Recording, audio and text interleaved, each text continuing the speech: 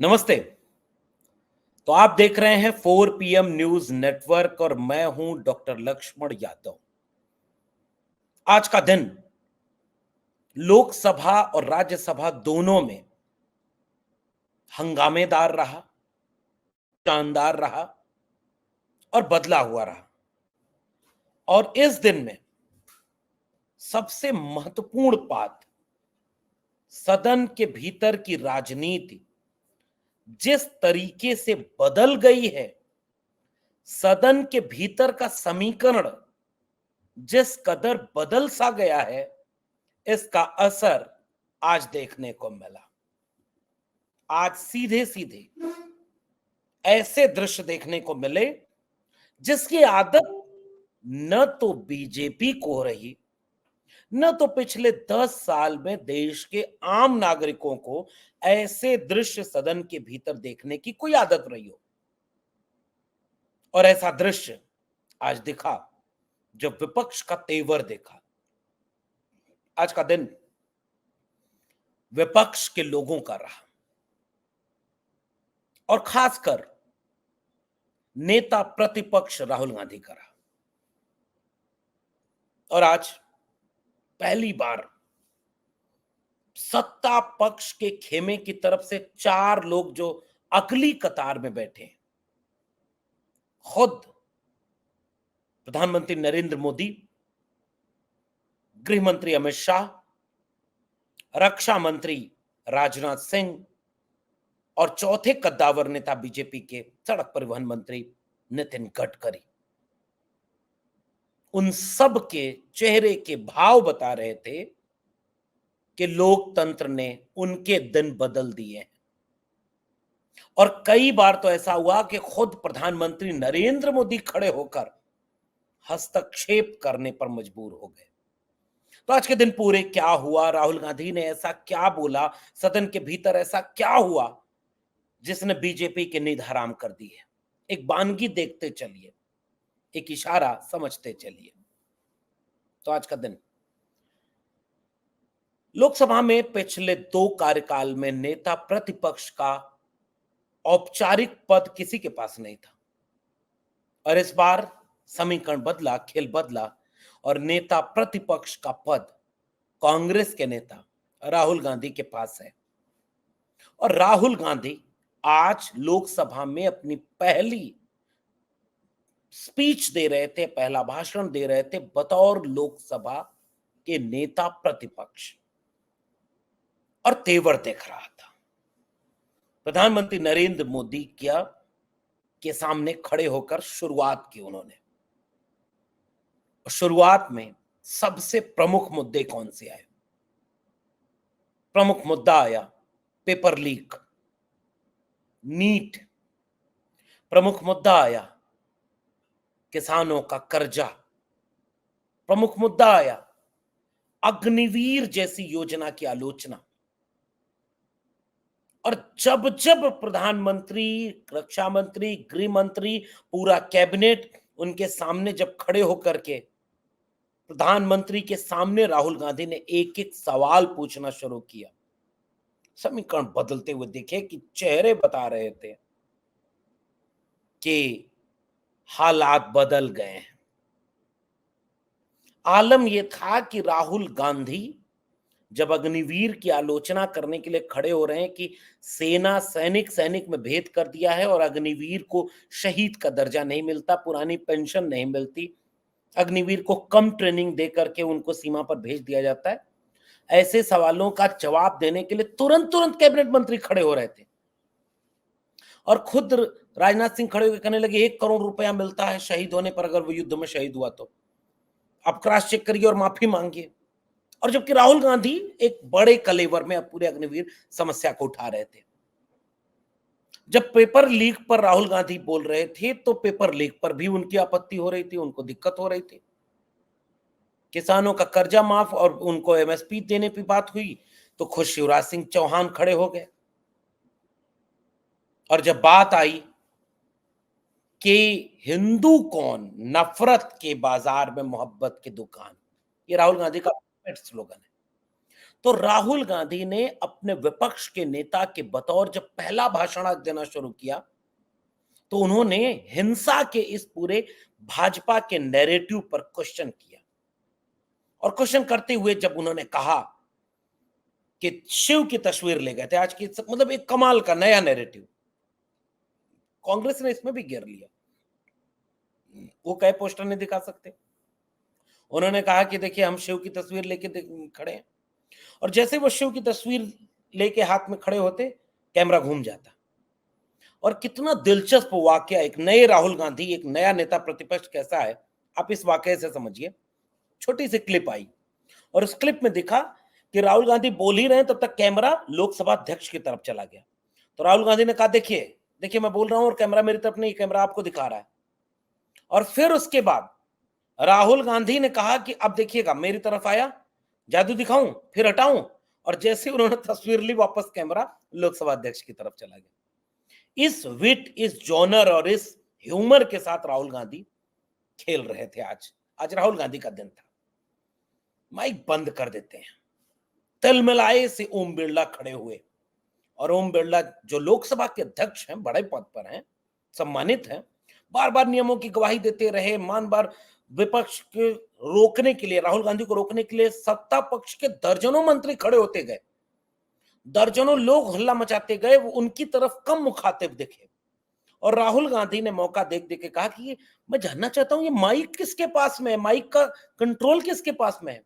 फिर तमतमाए ओम बिरला, जैसे कि आजकल तमतमाने का सबसे बड़ा जिम्मा, एक जिम्मेदारी वाला बोझ ले लिया ओम बिरला ने। तमतमाए और उसके बाद फिर कहे कि ऐसा कोई माइक हमारे पास नहीं होता, सब कुछ है ये वो। फिर राहुल गांधी ने कहा कि लेकिन इसका स्विच होता किसके पास है, देखिए ना बंद हो जाता है। ये ये जोन था। और उस जोन से आगे बढ़ते हुए राहुल गांधी ने कहा कि मुझे याद है वो दिन, स्पीकर साहब, प्रधानमंत्री नरेंद्र मोदी से जब आप मिले तो थोड़ा झुक गए, और नेता प्रतिपक्ष से जब आप मिले तो तन करके खड़े होकर के मिले। राहुल गांधी आज यहां खेल रहे थे। लोगों ने कहा झूठ बोला जा रहा है, और ट्विटर रंग गया, फेसबुक रंग गया उस क्लिप से, उस क्लिप से रंग गया जिसमें साफ दिख रहा है कि जब प्रधानमंत्री हाथ मिला रहे हैं तो स्पीकर ओम बिरला झुक गए, और जब राहुल गांधी हाथ मिला रहे हैं तो तन करके दोनों खड़े हैं। छोटी छोटी चीज पर कैसे राहुल गांधी ने घेरा। और उसके बाद उन्होंने कहा कि आप क्यों बायस्ड हैं, आप डरिए मत, आप भी मत डरिए। और जैसे ही उन्होंने हिंदू धर्म के भीतर जो एक सबसे बड़ी भूमिका अहिंसा की है, वो बार बार शिव की एक फोटो लेकर के अभय मुद्रा की बात कर रहे थे, और अभय मुद्रा करके कहते रहे कि और इस देश में नफरत और हिंसा नहीं चल सकती। और जो लोग अपने को हिंसक कहते हैं, जो सामने दिखा करके बीजेपी की तरफ इशारा करके, जो लोग अपने को हिंदू बार बार कहते हैं, वो दिन रात हिंसा करते हैं। फिर क्या था, पूरा सत्ता पक्ष आग बबूला, खुद प्रधानमंत्री खड़े हो गए, पूरे समाज को हिंदू बोला जा रहा है, हिंदू हिंसक होता है ये, और फिर एक लाइन करके बैठ गए। ये 10 साल में पहली बार हुआ है, 10 साल में पहली बार हुआ है कि नेता प्रतिपक्ष बोल रहे हैं और उनको बीच में रोकने के लिए प्रधानमंत्री खड़े हो गए। ये बदलाव आया है सदन के भीतर साहब। और अगली बार तो जब बात हुई ना, तो जैसे ही प्रधानमंत्री खड़े हुए, उन्होंने कहा भारत के लोकतंत्र और भारत के संविधान ने मुझे सिखाया है। तब तक पीछे से शोर आ गया, वाह, यही तो हम चाहते थे साहब कि संविधान बड़ा है और लोकतंत्र बड़ा है, वो सिखाता है। संविधान जिंदाबाद के नारे लगने लगे। ये है अंदर का माहौल। तो एक राहुल गांधी का जवाब देने के लिए कई कई कैबिनेट मंत्री बारी बारी खड़े होते गए। गृह मंत्री अमित शाह तो ऐसा लग रहा था कि आज आपा खो देंगे, जाने कितनी बार नियमों का हवाला देते रहे। शिव की तस्वीर दिखाने पर किस तरह से बीजेपी वाले बौखला गए और कहते रहे कि इस तरह से आस्था का एक तरफ से नहीं हो सकता सदन में प्रवाह। तो सत्ता पक्ष की तरफ से जब ये बात कही गई, तो विपक्ष ने भी सवाल पूछा कि इसी सदन में धार्मिक स्लोगन शपथ ग्रहण के बाद लगते रहे। आपको वो वाकया याद है जब धर्मेंद्र यादव ने अनुप्रिया पटेल की इस आपत्ति पर सवाल उठाया, जब जय भीम, जय मंडल, जय संविधान के नारे लग रहे थे शपथ ग्रहण के बाद, तो अनुप्रिया पटेल ने कहा ये कौन सी रवायत शुरू हो रही है। तो धर्मेंद्र यादव ने कहा कि जब सत्ता पक्ष वाले करते हैं तब तुम कहां थे, तब तुम्हें क्यों नहीं नजर आया। ठीक वही अमित शाह को आज और स्पीकर को आज ये दिख रहा था कि धर्म और आस्था का सदन में एक माहौल बन रहा है, और वही बीजेपी जय श्री राम के नारे लगा लगा के जो हुटिंग करती थी, सत्ता पक्ष के लोग विपक्ष के लोगों को इतना डिमोरलाइज करते थे कि वो बात न रख सकें। आज वही बीजेपी हलकान दिखी, और एक वीडियो छोटी सी आई, खुद गृह मंत्री अमित शाह याचना कर रहे हैं, लोकसभा अध्यक्ष महोदय आप हमें प्रोटेक्ट करिए, सदन को नियमों से चलाइए, आप हमें प्रोटेक्ट करिए। ये लोकतंत्र और संविधान की ताकत होती है। तो अग्निवीर पर कोई जवाब नहीं दे पाए, और राहुल गांधी को पता था कि पूरा देश उन्हें सुन रहा है, इसलिए वो नौजवानों को संबोधित कर रहे थे अग्निवीर और पेपर लीक के जरिए, वो किसानों को संबोधित कर रहे थे कर्जा माफ और एमएसपी के जरिए, वो महंगाई पर बात कर रहे थे और वो मणिपुर पर बात कर रहे थे। राहुल गांधी को पता था कि उनका यह भाषण पूरा देश सुन रहा है, इसलिए वो बीच बीच में इस तरह की चीजें ऐसे संबोधित कर रहे थे। और भारतीय संस्कृति में माइनॉरिटी, सिख, मुस्लिम, उन पर जो दमन और अत्याचार है, वंचित शोषित तबके पर जो अत्याचार है, उसका खाका खींच करके रख रहे थे। दमदार विपक्ष क्या होता है, आज उसकी एक वानगी राहुल गांधी ने पेश कर दी। धर्म के नाम पर ठेकेदारी, धर्म के नाम पर हिंसा, महंगाई, बेरोजगारी, ऐसे तमाम मसलों पर एक विपक्ष का नेता दमदार तरीके से अपनी बात रख रहा है। और सबसे दिलचस्प वाकया आज के सदन का, जो अब आपको मैं समझाना और बताना चाहता हूं, जब बीजेपी धर्म का इस्तेमाल करके जैसे पूरे देश को हिंसा की आग में झोंकना चाह रही थी, सांप्रदायिक राजनीति करना चाह रही थी, ऐसे वक्त में बीजेपी की सांप्रदायिक राजनीति के सामने अयोध्या का जिक्र करते हुए जब राहुल गांधी ने बोलना शुरू ही किया था कि अयोध्या में आप हारे, और ठीक बगल में बैठे थे अवधेश प्रसाद, उन्होंने, राहुल गांधी ने कहा नमस्ते, और खड़े होकर अवधेश प्रसाद ने हाथ में लाया, पूरा सदन प्रभाव से गूंज पड़ा। अखिलेश यादव जो समाजवादी पार्टी के नेता हैं, उनके पीडीए ने, समाजवादी तेवर ने जो कमाल दिखाया इस बार उत्तर प्रदेश में, और बिना उत्तर प्रदेश की ये 43 सीटें हराए सदन के भीतर आज वो माहौल नहीं दिखता कि कई कई कैबिनेट मंत्री और सत्ता पक्ष बदहाल दिखा एक नेता प्रतिपक्ष के सामने। ये कारनामा अगर पूरे पूरे देश में किसी ने किया तो उत्तर प्रदेश ने किया। 43 सीटें हरा दी बीजेपी को। और जब अयोध्या के सांसद, जिन्होंने बड़ बोले नेता, केवल लल्लू सिंह को नहीं हराया कि जो कह रहा था कि 400 पार इसलिए चाहिए था कि संविधान बदलना है, सरकार तो 272 बन जाती। बीजेपी के गुरूर, अहंकार और धर्म की राजनीति को हरा दिया अयोध्या में पीडीए ने, अवधेश प्रसाद ने। और तब राहुल गांधी ने अवधेश प्रसाद को साथ लेकर के जो धोया, ये राजनीति की लड़ाई है ना। सवाल तर्क के साथ जमीन का घोटाला हुआ, अयोध्या के लोग अयोध्या के राजनीतिक इवेंट में शामिल नहीं थे, भगवान राम भी बीजेपी से नाराज थे।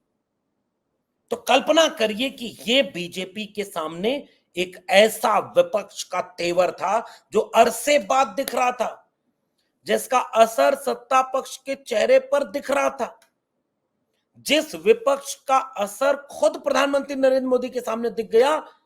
बेबस लाचार अमित शाह कह रहे हैं हमारा प्रोटेक्शन दीजिए। क्यों साहब? मणिपुर। अब कल्पना करिए, उत्तर प्रदेश का जब चुनाव चल रहा था तो अखिलेश यादव, और अभी तो अखिलेश यादव का बोलना बचा हुआ, जब तक मैं ये वीडियो आपसे साझा कर रहा हूं तब तक अभी अखिलेश यादव नहीं बोले हैं, तब तक तो अभी महुआ मोइत्रा बोली है, तब तक तो अभी दक्षिण भारत के 1-2 सांसद बोले हैं, तब तक तो अभी बहस चल रही है, और ये बहस राष्ट्रपति के अभिभाषण पर होने वाली। अभी विपक्ष का दूसरा दमदार नेता बोलना बाकी है, और वो है अखिलेश यादव। ये राजनीति बदली है। इस देश के लोगों को पिछले 10 साल में ऐसी राजनीति का अभ्यास नहीं रह गया था। विपक्ष की तरफ से तीक्ष्ण तथ्य, तर्क और तेवर के साथ वाला यह भाषण, बेबाक भाषण, सदन में खड़े होकर आरएसएस, बीजेपी, जब हिंदू वाली बात आई कि सब हिंसक हैं, तो फिर से देखिएगा, बीजेपी, जब प्रधानमंत्री ने कहा कि पूरे हिंदू समाज का अपमान हो रहा है, तो राहुल गांधी ने खड़े होकर कहा नरेंद्र मोदी भी हिंदू समाज नहीं है, बीजेपी हिंदू समाज नहीं है, बीजेपी ये देश और धर्म नहीं है। यही तो इस देश में कहना चाह रहे हैं। अग्निवीर पर जब खुद राहुल गांधी ने कहा कि यह अग्निवीर का अपमान देशभक्ति का अपमान है, तो ये एक नैरेटिव था जिसमें आज विपक्ष सबसे ज्यादा तेवर में दिखा और सत्ता पक्ष बदहाल, बेबस, लाचार दिखा। क्योंकि असल में पक चुकी है इस देश की जनता भी बीजेपी की झूठ से, सत्ता पक्ष के अहंकार से, अमित शाह के उस अहंकार भरी बॉडी लैंग्वेज से, प्रधानमंत्री नरेंद्र मोदी के मद अहंकार में चूर जब वो खड़े होकर के 2 बार बोले, ऐसा लगा कि गुरूर टूट गया। और सामने अवधेश प्रसाद ऐसे हाथ जोड़ देते हैं, जब होता है तब खड़े हो जाते हैं अवधेश प्रसाद, ऐसे हाथ जोड़ देते हैं। पर्याप्त है इतना बीजेपी के अहंकार को टूटता हुआ दिखाने के लिए। और अगर यही परिदृश्य रहा तो बीजेपी को इसका अभ्यास नहीं है कि वो इतने मजबूत विपक्ष को झेल सके, और खासकर प्रधानमंत्री नरेंद्र मोदी इतने मजबूत विपक्ष को कैसे झेलेंगे, कैसे इसका जवाब देंगे। और तथ्य के साथ, तर्क के साथ, जनता के मुद्दों पर विपक्ष ने बात रखी है, तो जनता किसके साथ खड़ी होगी? विपक्ष के साथ, क्योंकि उसके मुद्दे तो विपक्ष के भाषण में है। और यहां से शुरुआत होती है खेल की।